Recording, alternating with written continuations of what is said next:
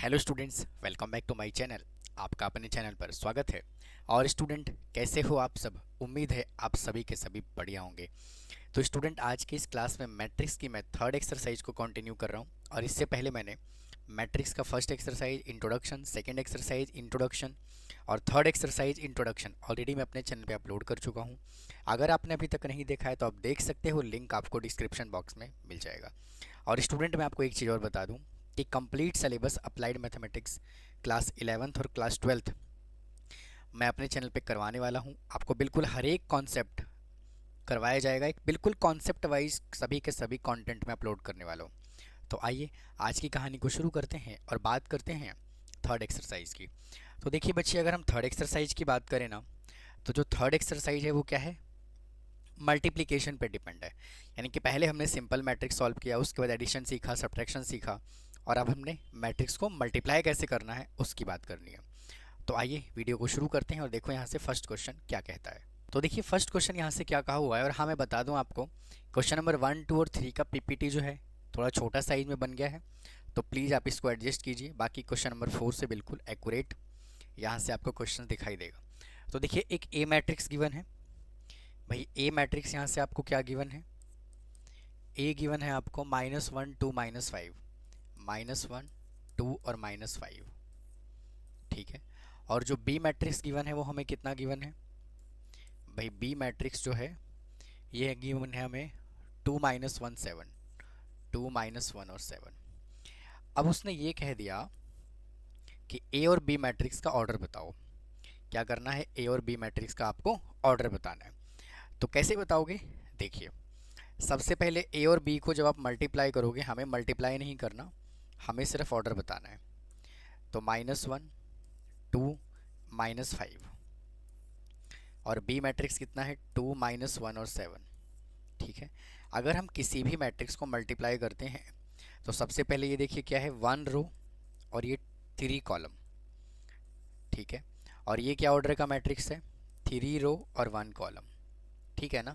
तो किसी भी मैट्रिक्स को हम तभी मल्टीप्लाई कर सकते हैं जब पहले वाले मैट्रिक्स का कॉलम और सेकेंड वाले मैट्रिक्स का रो अगर इक्वल है, तब कोई भी मैट्रिक्स को हम मल्टीप्लाई कर सकते हैं, अदरवाइज नहीं कर सकते। और आफ्टर मल्टीप्लिकेशन क्या आता है? ये जो है वो ऑर्डर को रिप्रेजेंट कर रहा होता है। किसको? ऑर्डर को ये रिप्रेजेंट करता है। तो अगर हम इसके ऑर्डर की बात करें तो इसका ऑर्डर क्या होगा? 1 इंटू 1। ठीक है। अगर हम इसके सेकेंड पार्ट की बात करते हैं तो सेकेंड पार्ट में देखो उसने क्या कहा हुआ है? बी इंटू ए। अगर आप बी को पहले लिख दीजिए और ए को बाद में लिख दीजिए, तो बी मैट्रिक्स क्या है? 2 -1 7, 2 -1 और 7। ठीक है। और ए मैट्रिक्स क्या है? -1 2 -1 2 और -5। ठीक है। अगर हम इसके ऑर्डर की बात करें तो पहले तो आपको ये चेक करना है कि क्या मल्टीप्लाई हो जाएगा। तो बिल्कुल होगा, क्योंकि ये 3 रो और 1 कॉलम का मैट्रिक्स है। चेक करो ना, first row, second row, third row. और ये किस ऑर्डर का मैट्रिक्स है? 1 रो और 3 कॉलम का मैट्रिक्स है, क्योंकि बेटा ये फर्स्ट रो है, first column, second column, third column.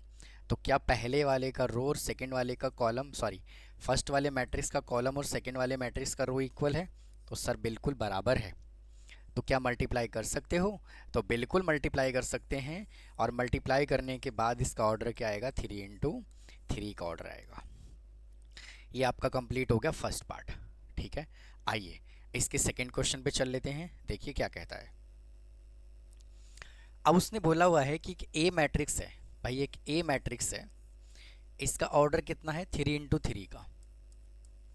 और एक बी मैट्रिक्स है जिसका ऑर्डर कितना है? 2 इंटू 3 का। तो सर अभी अभी तो आपने बताया है क्या कि फर्स्ट मैट्रिक्स का कॉलम और सेकेंड मैट्रिक्स का रो इक्वल होना चाहिए। तो जब ये इक्वल है ही नहीं तो मल्टीप्लिकेशन के कंडीशन को फुलफिल करता ही नहीं है। तो क्या हम इसको मल्टीप्लाई कर सकते हैं? कह रहा है can you find a into b. तो नो, हम इसका ए इंटू बी कैलकुलेट नहीं कर सकते। ठीक, आइए अगले क्वेश्चन पे चलते हैं। देखो, अब उसने क्या कह दिया? ए मैट्रिक्स दे दिया 1 2 -1। ए मैट्रिक्स है 1 2, उसके बाद है -1 1 -1 1 2 और 3। और उसने बी मैट्रिक्स दे दिया क्या, -3 -2, 3 -2 और 1 1 और 1 4 और 2। अब उसने क्या कहा है कि हमें बताना है क्या, C23 और प्लस C31। अब उसने ये कह दिया क्वेश्चन में क्या, कि जब आप इन दोनों मैट्रिक्स को मल्टीप्लाई करोगे ना तो एक C मैट्रिक्स बनेगा। क्या बनेगा, AB को जब हमने मल्टीप्लाई किया तो ये कह रहा है कि CIJ बनेगा। ठीक है, तो इसको जरा मल्टीप्लाई करो। A मैट्रिक्स कितना है, 1 2 -1 1 2 और 3, और ये कितना है 3 -2 1 1 4 और 2। समझ गए। तो क्या हम मल्टीप्लाई कर सकते हैं, चेक करते हैं। ये 3 रो और 2 कॉलम है और ये 2 रो और 3 कॉलम है।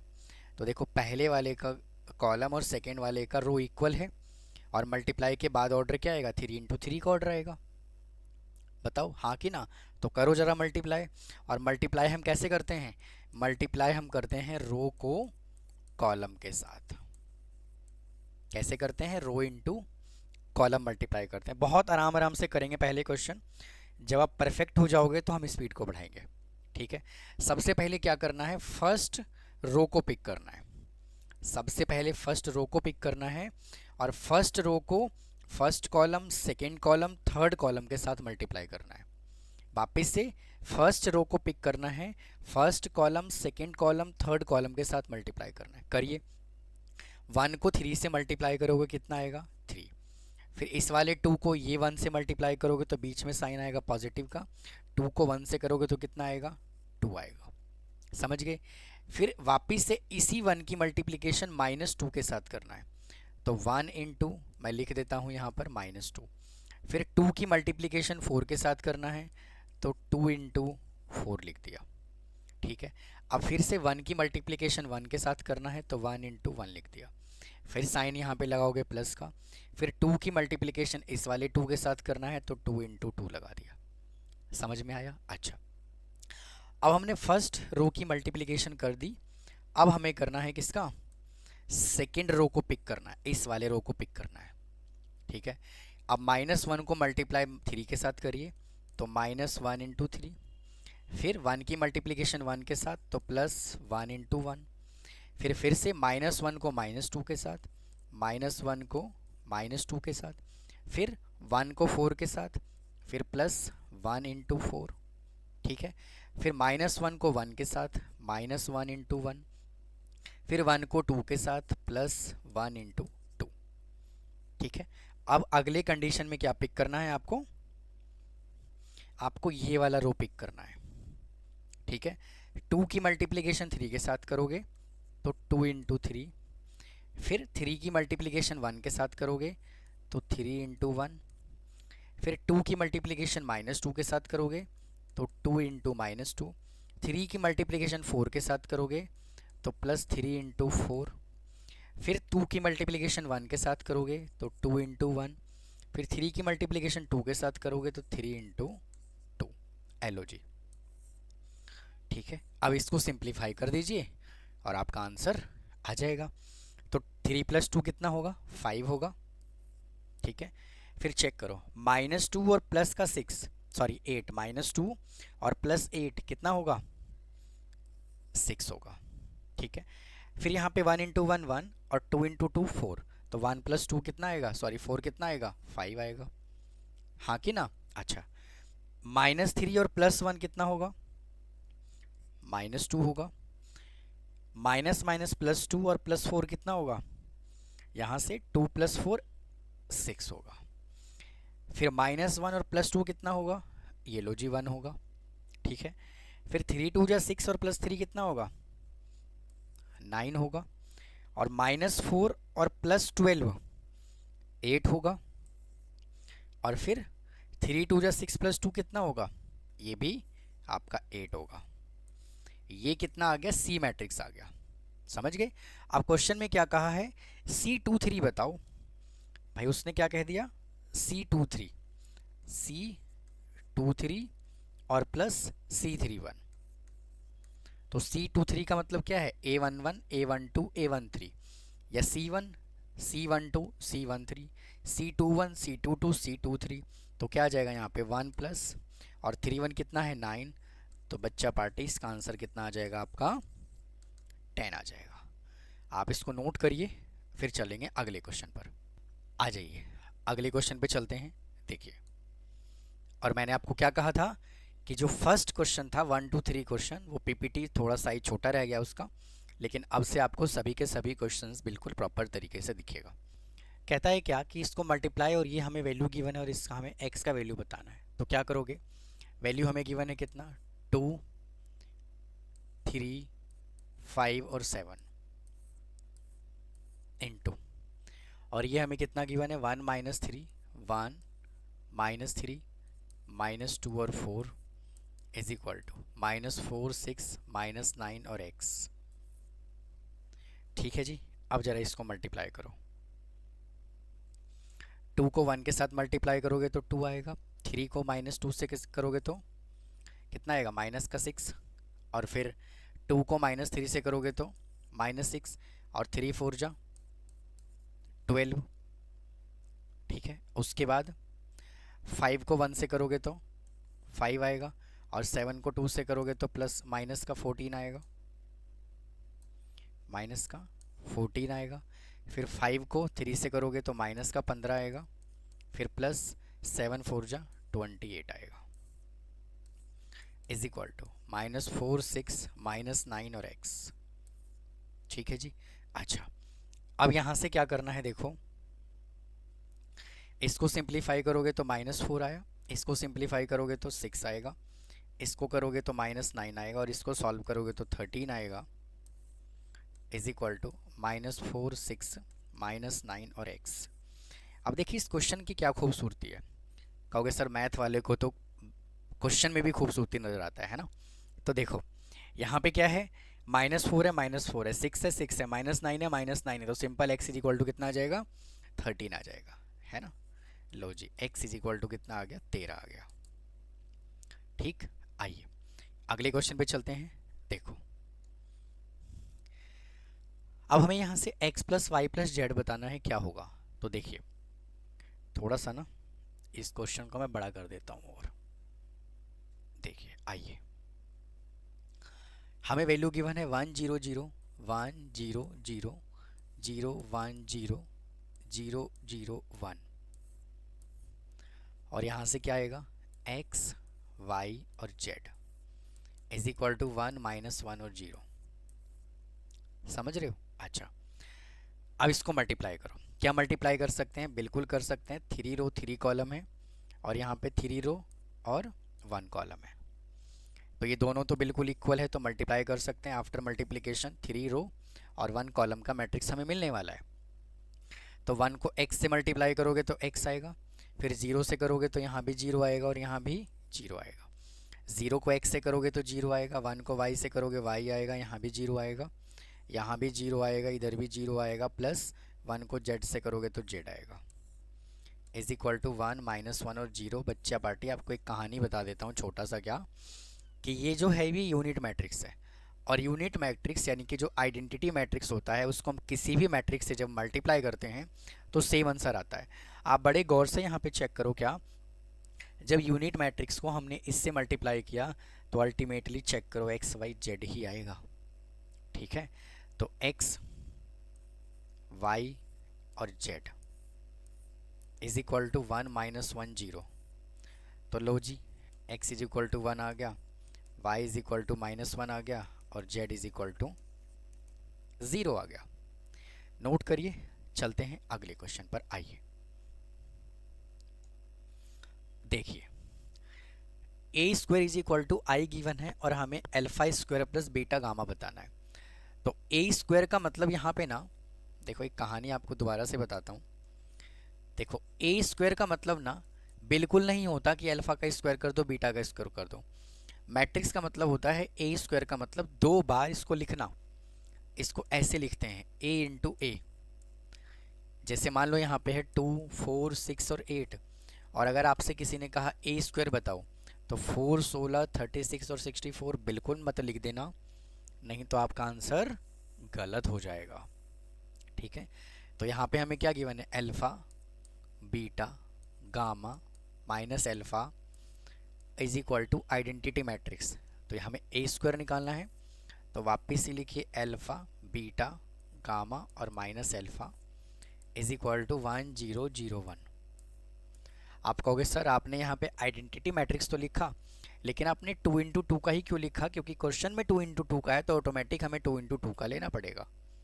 अच्छा ठीक है, अल्फा को अल्फा से मल्टीप्लाई करोगे तो क्या आएगा, अल्फा स्क्वायर। बीटा को गामा से करोगे तो क्या आएगा, बीटा गामा। अल्फा को बीटा से करोगे तो क्या आएगा, अल्फा बीटा। और बीटा को अल्फा से मल्टीप्लाई करोगे तो minus beta alpha, beta alpha.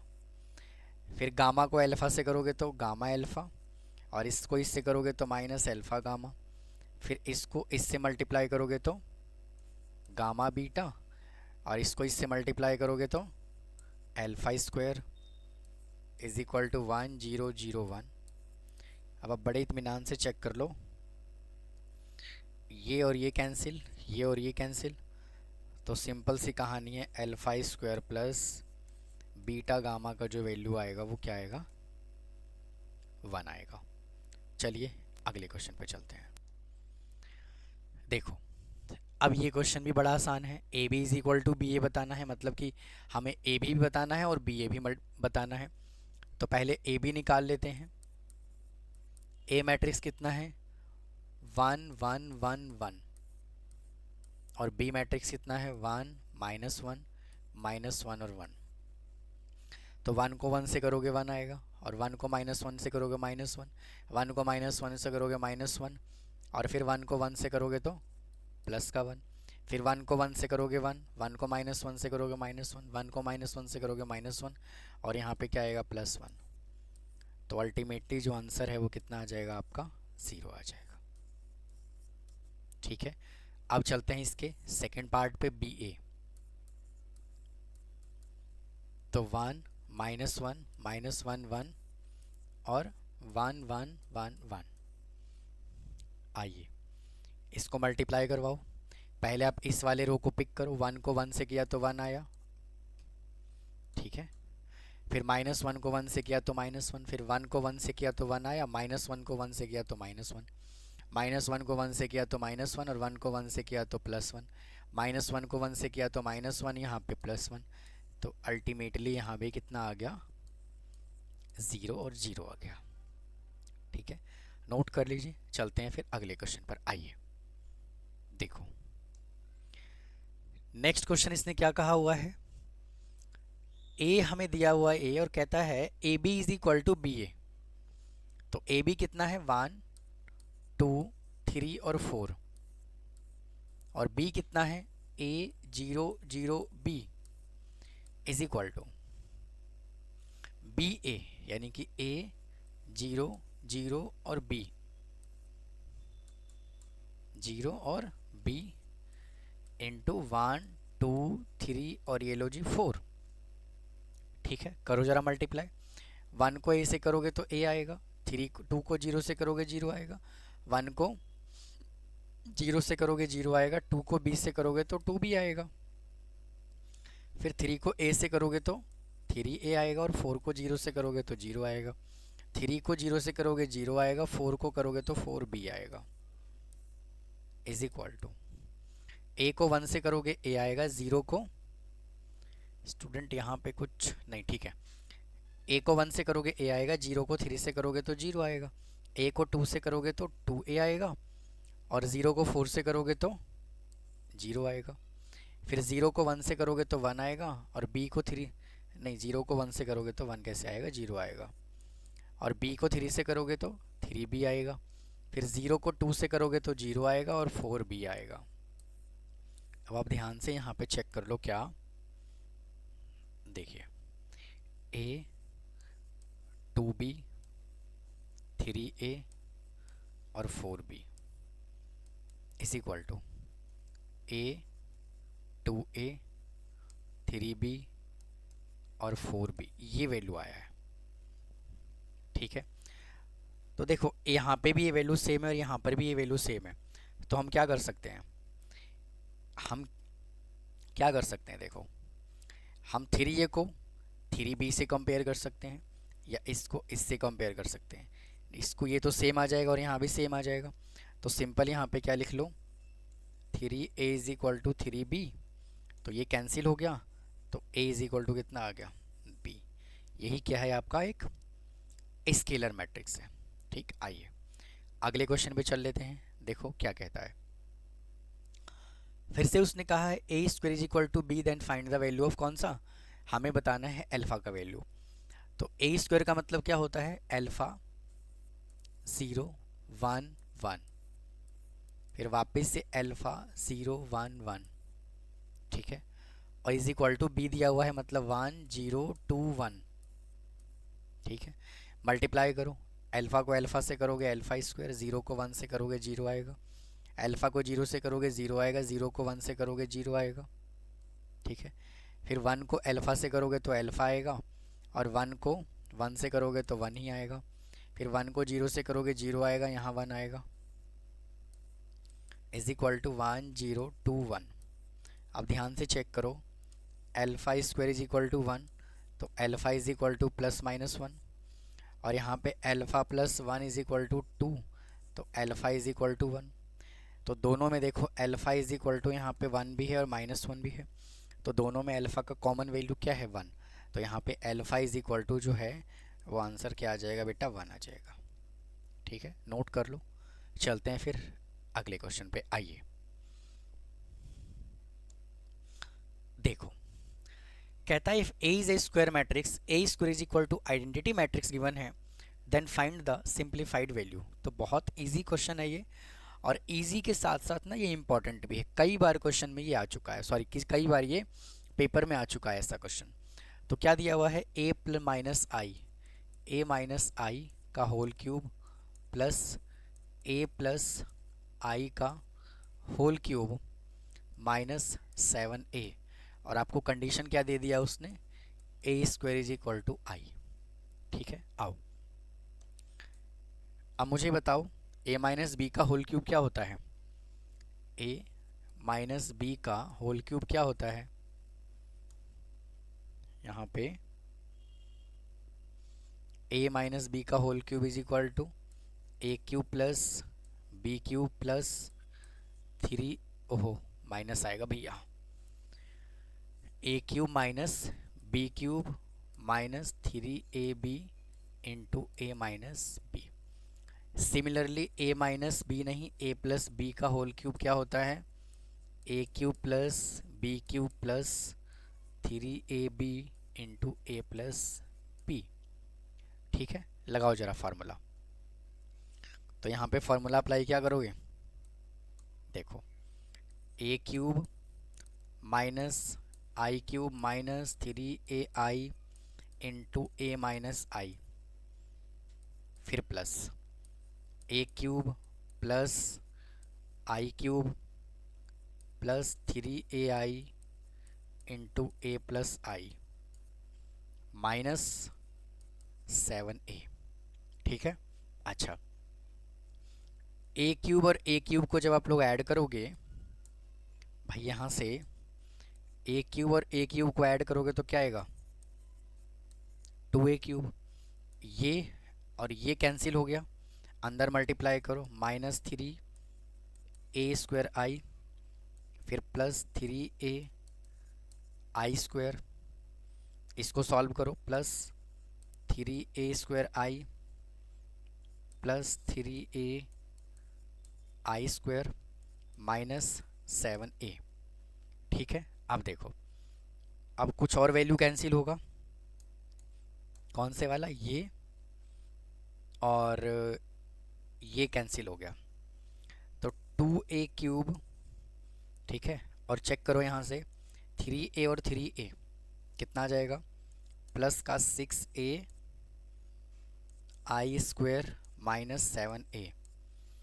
अब यहाँ से 2 को रखिए as it is, a cube को ए स्क्वायर इंटू ए लिख सकता हूँ प्लस, अब यहाँ पे क्या है, ए आई स्क्वायर है भाई, आइडेंटिटी मैट्रिक्स का मतलब होता है 1, यानी यूनिट मैट्रिक्स का मतलब क्या होता है 1, यूनिट का मतलब क्या होता है 1।